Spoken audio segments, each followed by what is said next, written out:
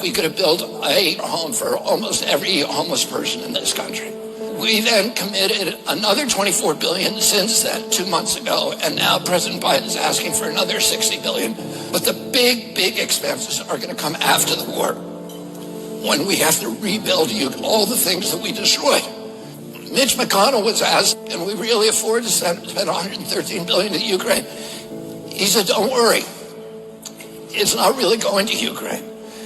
It's going to American defense manufacturers. So he just admitted it's a money laundering scheme. And who do you think owns every one of those companies? Yeah, BlackRock. So Tim Scott, during the Republican debate, said, don't worry, it's not a gift to Ukraine, it's a loan.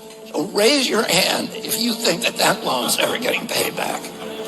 Yeah, of course it's not. So why do they call it a loan? Because if they call it a loan, they can impose loan conditions. And what are the loan conditions that we impose on?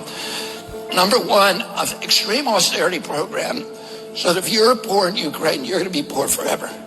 Number two, most important, Ukraine has to put all of its government-owned assets up for sale to multinational corporations, including all of its agricultural land, the biggest single asset in Europe.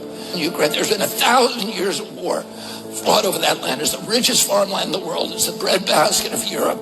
500,000 kids almost, Ukrainians, have died to keep that land as part of Ukraine.